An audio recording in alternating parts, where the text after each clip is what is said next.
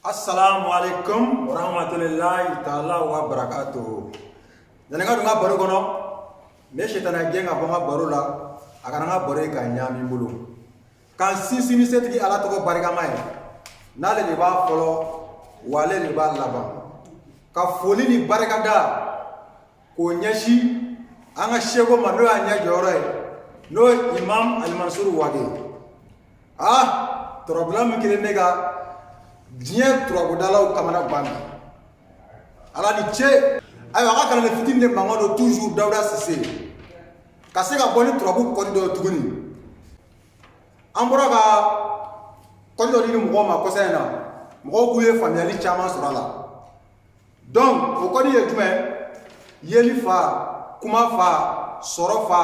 yɛlɛma fa an bɛna bɔ ni kɔdi wɛrɛ tuguni an bɛna bɔ ni kɔdi min avec fondement, maison de feu, maison de l'air, maison de l'eau, maison de terre. Au cours du Bamanangana, tasuma so, fien so, jiso, boroso. Nafa du de bende nina trodrabulo. Ni trobuda sisa. E moko be fe ka fanga de ka kola. Ka fanga du ka kola ika ye ika fanga du ka kola kika ko nyinamaya ina fo ne do ndala sisa ni folo sanga bila ni wati na sanga tele ba fe ka ni nkura fie ka kola so na ni na trabu kono ika trabu dale ni jantoro la ika fitneti faka o so na le gume folo gume ni ani denyo ani shio ni trabu da yeni kola fanga donga kola ni ngura ka fianga kola ni jantora ni sonani na bi deme kosobe fina ko kita ke sonani yake ba ire atichi ates ame boy ni e don indalay uwe wajulu kelay uwe ye kuma kelay arajo barakela iba fe ka ko kibara ka chari e artiste e ka ito ka sero la ali ere masero ni ika ko communication ka chari ka ko kibara imo ko be kibara la ka chari ube ka ko kibara do datule ne ba fe ka daele kibaria obi yini sod na amaka kuma so de ka so antika kuma la tu de ngo amaka kuma so de ka ibi janto gadie so dimi so masaya so nafolo so gadie ani dimi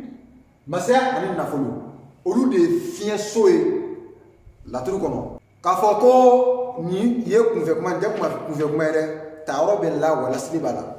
wole ne bi mo ko be ka ko kimera ka chari ye do ngi dara i jando na trobo dale mo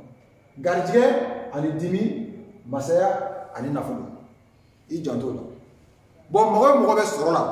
ma fe ka soro ke ni e trobo da sonani be i jando la soro ko le mo ko fe la ka soro ni jando ro sura bi deme i ga trobo dale ko ko sobe o sonani o jume 3 7, 11, 15. Ni jandroit ni koneka trobo dale ngona la sorgo la bi deme kosobe. Bon mo mi i mo be changement na yelema. Gela do bi ga ba fo gela nga bika. Tore do bi ga ba fo tore nga ta. Fandea bi ba fe ka ko ga wila. Yelema ka changer. A ja do na re. O yelema o sona ne jume. Faso bana juguya ko la ba. Fasotigi ani bana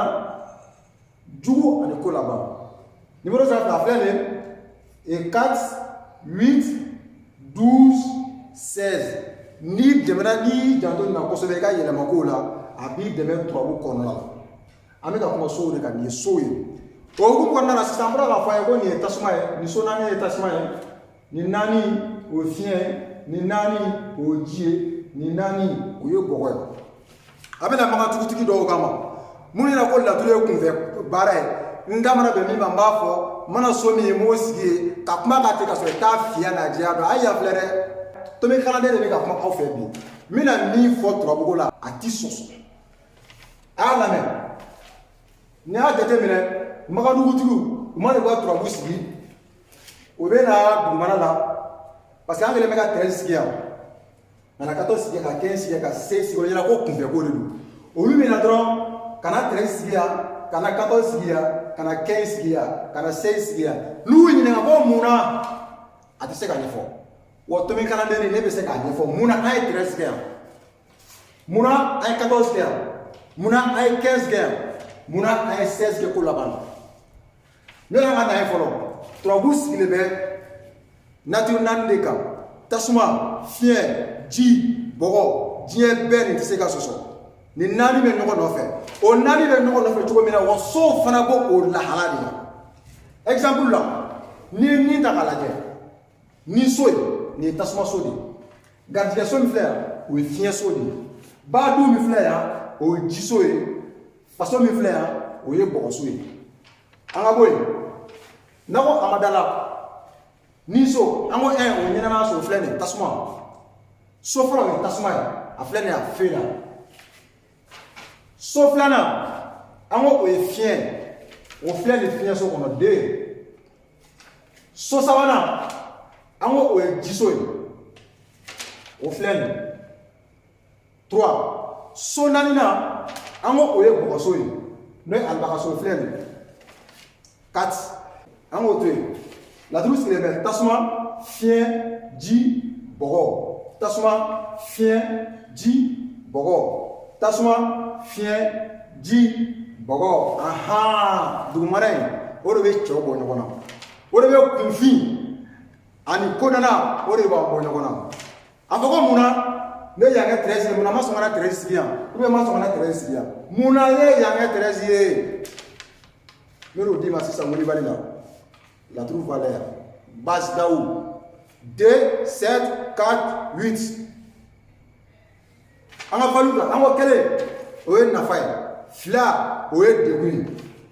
kun min ye Lansana sigi siyɔrɔ la 13 numéro 13 an bɛ n'o walawala ye sisan Welibali la an ko tasuma o valeur o ye de ye an ko fiɲɛ o 7 an ko ji o ye 4 ye an ko bɔgɔ o ye 8 ye mun na an tɛ bɔgɔ valeur ta parce que ale tomi datugulen don nafa t'o la o ye 0 ye donc an bɛna de ta 2 plus 7 o ye 9 ye 9 plus 4 o ye 13 ye donc o de Lansana sigi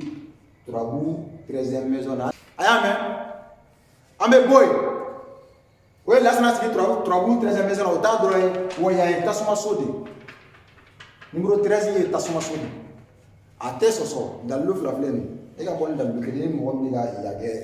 15 ye i ka bɔ n'i ka dalilu ye an bɛ bɔ yen an bɛna gardien nɔfɛ kun jumɛn de gardien kɛ 14e maison ye a valeur an b'olu de ta a tasuma valeur o ye de ye an ko tasuma valeur o de ye fiɲɛ o ti ta o 0 ye an bɛ ji ta ale ye 4 ye an bɛ bɔgɔ ta ale ye 8 ye